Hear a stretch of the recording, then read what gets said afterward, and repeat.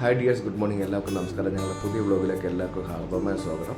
സമയം 5:30 ഞാനന്ന് നാട്ടിലേക്ക് പോവുകയാണ്. ആദ്യമായിട്ടാണ് അതിരാവിലെയുള്ള യാത്ര. എല്ലായ്പ്പോഴും വൈകിട്ടോ അല്ലെങ്കിൽ രാത്രി സമയത്തൊക്കെയാണ് പോകുന്നത്. പെട്ടെന്ന് പോകേണ്ട ഒരു ആവശ്യം വന്നു. അങ്ങനെ ഇന്ന് പോവുകയാണ്. അപ്പോൾ ഈ ഒരു വീഡിയോയിൽ പോറ്റമ്മയുടെ നാട്ടിൽ നിന്ന് പെറ്റമ്മയുടെ നാട്ടിലേക്ക്, അതായത് ബഹ്റിൽ നിന്ന് വീട്ടിലേക്കുള്ള ആ യാത്രയുടെ കാഴ്ചകളും വിവരണങ്ങളൊക്കെയാണ് ഉൾപ്പെടുത്തിയിരിക്കുന്നത്. തീർച്ചയായിട്ടും ആദ്യമായിട്ടാണ് ഇങ്ങനൊരു വീഡിയോ ചെയ്യുന്നത്. ഞാൻ വ്ളോഗ് തുടങ്ങിയതിന് ശേഷം യാത്രകളൊന്നും ഉൾപ്പെടുത്തിയിട്ടില്ല, വീട്ടിലേക്കുള്ള യാത്രകളൊന്നും ഉൾപ്പെടുത്തിയിട്ടില്ല. അപ്പോൾ ഈ ഒരു വീഡിയോയിൽ ആ കാഴ്ചകളും ആ വിവരണങ്ങളും നാട്ടിലെ സൗന്ദര്യങ്ങളൊക്കെയാണ് ഉൾപ്പെടുത്താൻ ശ്രമിക്കുന്നത്. തീർച്ചയായിട്ടും വീഡിയോ ഇഷ്ടപ്പെടുമെങ്കിൽ ലൈക്ക് ചെയ്യുക, ഷെയർ ചെയ്യുക. ചാനൽ ഇതുവരെ സബ്സ്ക്രൈബ് ചെയ്യാത്ത എല്ലാവരും ചാനൽ സബ്സ്ക്രൈബ് ചെയ്യുക.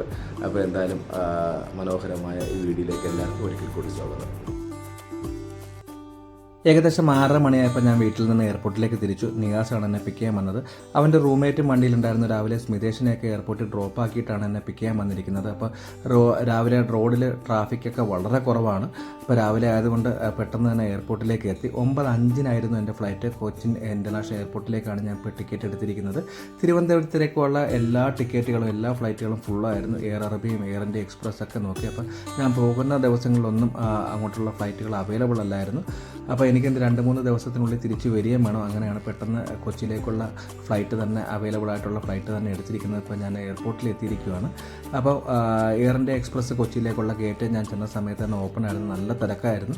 അപ്പോൾ എമിഗ്രേഷനൊക്കെ കഴിഞ്ഞ് ഉള്ളിലേക്ക് പ്രവേശിച്ചു. ഇനി പെയ്ഡ് ലോഞ്ചിൽ പോയി രാവിലെ ബ്രേക്ക്ഫാസ്റ്റ് എന്തെങ്കിലും കഴിക്കണം. രാവിലെ ഒന്നും കഴിക്കാണ്ടാണ് വീട്ടിൽ നിന്ന് ഇറങ്ങിയിരിക്കുന്നത്. അവിടുത്തെ വിശേഷങ്ങളൊക്കെ നിങ്ങളെ കാണിക്കാം. എമിഗ്രേഷനൊക്കെ കഴിഞ്ഞ് ഞാനിപ്പോൾ ബഹ്റിൻ ഇൻ്റർനാഷണൽ എയർപോർട്ടിൻ്റെ ഉള്ളിലേക്ക് പ്രവേശിച്ചു. ഇപ്പോൾ നമ്മൾ നിൽക്കുന്നത് ബഹ്റിൻ ഇൻ്റർനാഷണൽ എയർപോർട്ടിൻ്റെ ഡ്യൂട്ടി ഫ്രീ ഏരിയയിലാണ്. ഞാൻ നേരെ പോകുന്നത് പെയ്ഡ് ലോഞ്ചിലേക്കാണ്. പെയ്ഡ് ലോഞ്ചിൽ പോയി ബ്രേക്ക്ഫാസ്റ്റ് എന്തെങ്കിലും ഉണ്ടെങ്കിൽ കഴിക്കാമെന്നുള്ളൊരു പ്ലാനിലാണ് പോയിക്കൊണ്ടിരിക്കുന്നത്. സാധാരണ ഞാൻ ട്രാവൽ ചെയ്യുന്നത് നൂൺ ടൈമോ അല്ലെങ്കിൽ നൈറ്റ് ടൈമോ ഒക്കെ ആയിരിക്കും. അപ്പോൾ അതിൻ്റെയൊക്കെ ഒരുപാട് വീഡിയോസും പെയ്ഡ് ലോഞ്ചിൻ്റെ വിശേഷങ്ങളൊക്കെ നേരത്തെ ഞാൻ ഒരുപാട് തവണ ചെയ്തിട്ടുണ്ട്. ഒരുപാട് വീഡിയോ യൂട്യൂബിൽ അപ്ലോഡ് ചെയ്തിട്ടുണ്ട്. ആദ്യമായിട്ടാണ് ഈ ഒരു മോർണിംഗ് ടൈമിലേക്ക് യാത്ര ചെയ്യുന്നത്. അപ്പോൾ ഈ മോർണിംഗ് ടൈമിൽ എന്തൊക്കെ ക്രമീകരണങ്ങളാണ്, എന്തൊക്കെ അറേഞ്ച്മെൻറ്റ്സ് ആണ് പെയ്ഡ് ലോഞ്ചിൽ ബ്രേക്ക്ഫാസ്റ്റിന് ക്രമീകരിച്ചിരിക്കുന്നതെന്ന് നമുക്ക് നോക്കാം. ഞാൻ ചെല്ലുന്ന സമയത്ത് ഒരുപാട് ക്രൗഡായിരുന്നു. പരിചയക്കാരായ 1-2 പേരൊക്കെ പരിചയപ്പെട്ടു. ജേക്കബ് ഫാമിലി ഒക്കെ പരിചയപ്പെട്ടു. അവരൊക്കെ നാട്ടിലേക്ക് പോകുമായിരുന്നു. അപ്പം അതൊന്നും ഞാൻ ഈ വീഡിയോ ആയിട്ട് എടുത്തില്ല. പെയ്ഡ് ലോഞ്ചിൽ പ്രത്യേകിച്ച് വീഡിയോ എടുക്കുന്ന സമയത്ത് ഒരു തവണ ഞാൻ എടുക്കുന്ന സമയത്ത് ഒരു ബഹ്റിനി വന്ന് എൻ്റെ അടുത്ത് പറഞ്ഞായിരുന്നു, ഇതിനകത്ത് യൂസ് ചെയ്യാൻ പാടില്ല, മറ്റുള്ളവരെയൊക്കെ നിങ്ങൾ ഈ വീഡിയോയിൽ ഉൾപ്പെടുത്തി കഴിഞ്ഞാൽ അത് ബുദ്ധിമുട്ടാണെന്നുള്ളൊരു കാര്യം പറഞ്ഞായിരുന്നു. അതുകൊണ്ട് ഞാൻ അങ്ങനെയുള്ള കാര്യങ്ങളൊന്നും എടുത്തിട്ടുണ്ടായിരുന്നില്ല. അപ്പോൾ എന്തായാലും ബ്രേക്ക്ഫാസ്റ്റിന് കുബൂസും ബ്രെഡും അതുപോലെ തന്നെ സ്ക്രാമ്പിൾഡ് എഗ്ഗും സൂപ്പും കാര്യങ്ങളൊക്കെ ഉണ്ടായിരുന്നു. അതൊക്കെ കഴിച്ചു. കോൺഫ്ലെക്സ് ഒക്കെ ഉണ്ടായിരുന്നു. അതൊക്കെ കഴിച്ച് അതിനുശേഷം ഏകദേശം ഒരു അരമണിക്കൂറോളം ഞാൻ അവിടെ തന്നെ സ്പെൻഡ് ചെയ്തു. റെസ്റ്റൊക്കെ എടുത്തതിന് ശേഷമാണ് നേരെ താഴേക്ക് പോയത്. 12B തന്നെ ഈ പെയ്ഡ് ലോഞ്ചിന് അടുത്ത് തന്നെയുള്ളൊരു ഗേറ്റിൽ തന്നെയായിരുന്നു നമ്മുടെ ഫ്ലൈറ്റ് വരുന്നത്. അവിടെ ചെല്ലുന്ന സമയത്ത് സ്മിതേഷ് ഫാമിലിനെയൊക്കെ അവിടെ വെച്ച് കാണുവാനിടയായി. അവർ ബഹ്റിൻ ഇൻ്റർനാഷണൽ എയർപോർട്ടിൽ നിന്ന് ഡൽഹിയിലേക്ക് ഫ്ലൈറ്റിൽ പോകുമായിരുന്നു.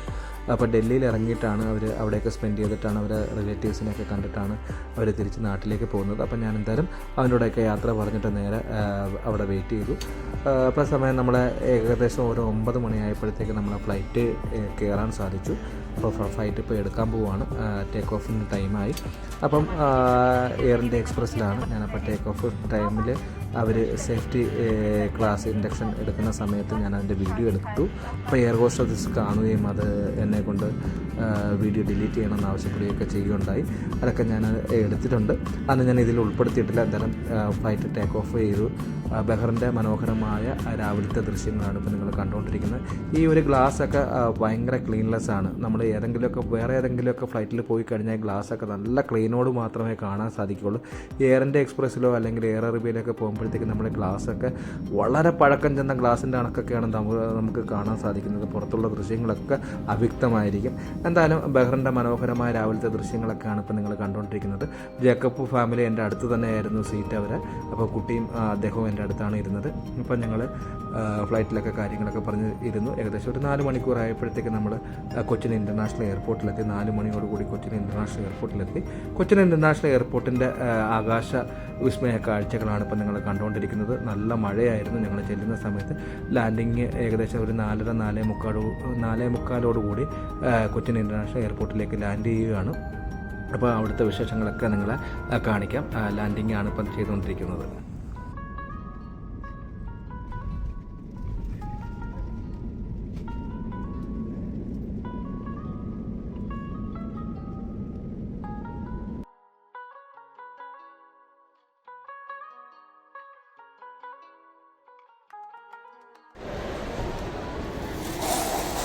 അങ്ങനെ ഫൈനലി ഞാൻ കൊച്ചിൻ ഇൻ്റർനാഷണൽ എയർപോർട്ടിൻ്റെ ടെർമിനൽ 3-ലെത്തി. അപ്പം നമ്മളെ സാരഥയ്ക്ക് വേണ്ടി വെയിറ്റ് ചെയ്യുവാണ്. ഏകദേശം 5:30 കൂടി എമിഗ്രേഷനൊക്കെ കഴിഞ്ഞ് ഞാൻ ടെർമിനൽ 3-ലേക്ക് ഇറങ്ങി. നമ്മുടെ കൊണ്ടുപോകാനുള്ള വാഹനം എത്തിയിരിക്കുകയാണ്. അണിഞ്ഞൊരുങ്ങി ഗുരുവായൂർ കേശവനൊക്കെ എഴുന്നള്ളത്തിന് വരുന്നത് പോലെ മനോഹരമായിട്ട് നമ്മുടെ വാഹനം മോഡിഫൈ ചെയ്തിട്ടുണ്ട്. അപ്പം അതിലേക്ക് കയറുകയാണ്. ഇവിടുന്ന് നേരെ കൊച്ചിയിൽ നിന്ന് വളകത്തേക്ക് തിരിക്കുന്ന കാഴ്ചകളൊക്കെ നിങ്ങളെ കാണിക്കാം.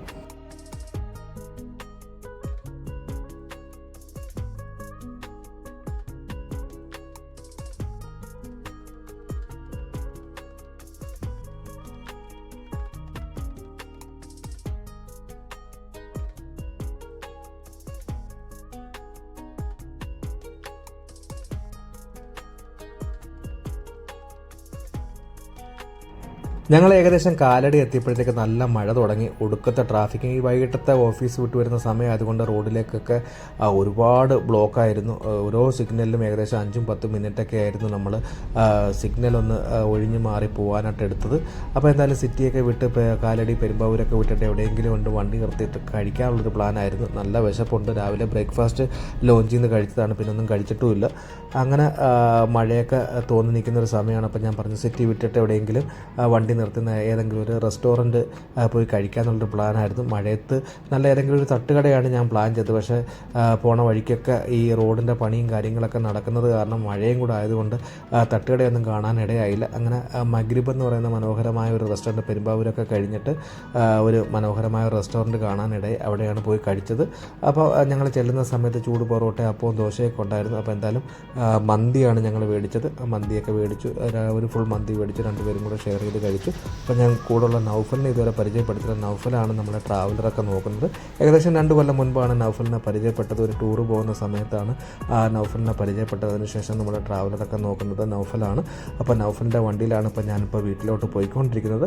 ഞങ്ങൾ ആദ്യം പ്ലാൻ ചെയ്തത് NH വഴി പോകാനായിട്ടായിരുന്നു. NH ചിലപ്പോൾ റോഡിൻ്റെ പണിയൊക്കെ നടക്കുന്ന കാരണം NH വഴി പോയി കഴിഞ്ഞാൽ ഒരുപാട് സമയം എടുക്കുന്നത് കൊണ്ട് ഞങ്ങൾ MC റോഡ് വഴി പോകാനായിട്ട് തീരുമാനിച്ചു. MC റോഡിൽ എനിക്ക് മൂവാറ്റുപുഴ ഒരാളെ കാണേണ്ടതായുണ്ട്.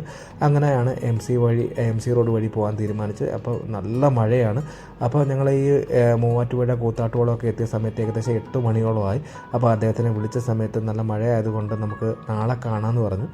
ആളെ കാണാനും പറ്റില്ല. അങ്ങനെ ഈ മൂവാറ്റുപുഴയിൽ നിന്ന് നേരെ കോട്ടയത്തേക്ക് പോകുന്ന സമയത്താണ് മീൻകുന്ന് എന്ന് പറയുന്നൊരു സ്ഥലത്ത് മനോഹരമായ ഒരു ദേവാലയം കാണാനിടയായത്. ഒരു മാതാവിൻ്റെ ദേവാലയമാണ്.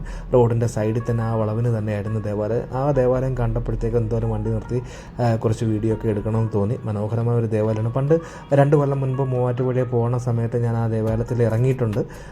പക്ഷേ അന്നൊന്നും ഇത്രയും ഒരു ദൃശ്യ ഭംഗി തോന്നിയിട്ടില്ല.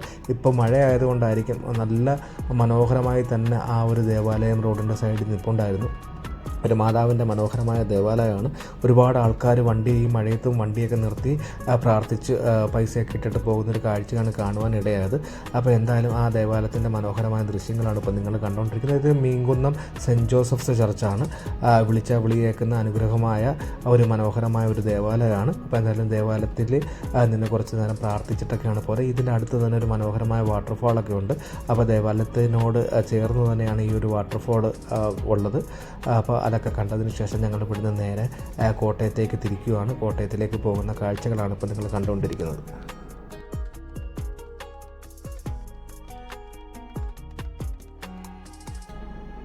അങ്ങനെ കോട്ടയം, ചങ്ങനാശ്ശേരിയും, പന്തളവും, കൊട്ടാരക്കരയൊക്കെ കഴിഞ്ഞിട്ട് ഞാൻ ഏകദേശം ഒരു 11:30 മണിയായപ്പോഴത്തേക്ക് വളകത്തെത്തി. ചങ്ങനാശ്ശേരി വെച്ചിട്ട് ലുലു ഹൈപ്പർ മാർക്കറ്റിൻ്റെ മനോഹരമായ വലിയൊരു ഷോറൂം കാണുവാനിടയിൽ. ഏകദേശം 12,000 ആൾക്കാർക്ക് പാർക്ക് ചെയ്യാൻ പറ്റുന്ന വലിയൊരു പാർക്കിംഗ് ഏരിയയും അതുപോലെ തന്നെ ഒരുപാട് ആൾക്കാർക്ക് ഒരേ സമയം വന്ന് പർച്ചേസ് ചെയ്യാൻ പറ്റുന്ന വലിയൊരു ഹൈപ്പർ മാർക്കറ്റാണ്. അങ്ങനെ എന്തായാലും ലുലുവിൻ്റെ ഹൈപ്പർ മാർക്കറ്റുകൾ ഓരോ സിറ്റിയിലും വന്നുകൊണ്ടിരിക്കുകയാണ്. ആൾക്കാർക്കൊക്കെ എല്ലാ സാധനങ്ങളും ഒരേ കുടക്കീഴിൽ വന്ന് മേടിക്കാൻ പറ്റുന്ന സൗകര്യങ്ങളാണ് യൂസഫ് അലി സാർ ഒരുക്കിക്കൊണ്ടിരിക്കുന്നത്. കോട്ടയൊക്കെ കഴിഞ്ഞപ്പോഴത്തേക്ക് മഴയൊക്കെ ശമനം ഉണ്ടായി. റോഡിൽ പറയത്തക്ക തിരക്കുകളോ കാര്യങ്ങളൊന്നും ഉണ്ടായിരുന്നില്ല. MC റോഡ് ആയതുകൊണ്ട് പിന്നെ പെട്ടെന്ന് തന്നെ വരാൻ സാധിച്ചു. അങ്ങനെ ഞങ്ങൾ ഏകദേശം കൊട്ടാരക്കരയൊക്കെ ഏകദേശം ഒരു 11 മണിയൊക്കെ ആയപ്പോഴത്തേക്ക് കൊട്ടാരക്കര കഴിഞ്ഞു. ഇപ്പോൾ വീടെത്താറായി. വീട്ടിലെത്തിയിട്ട് ബാക്കിയുള്ള വിശേഷങ്ങളൊക്കെ നിങ്ങളെ കാണിക്കും.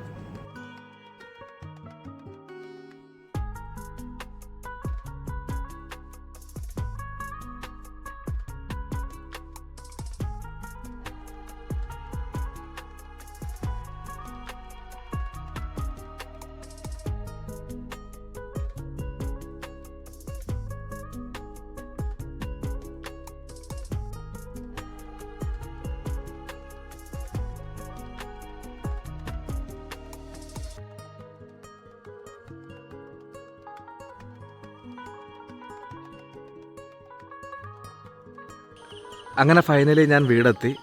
സമയം ഏകദേശം 10:45-11 മണിയോളമായി. ഇന്ന് രാവിലെ 6:30 മണിക്കാണ് ബഹ്റിൽ നിന്ന് ഞാൻ നാട്ടിലേക്ക് തിരിച്ചത്.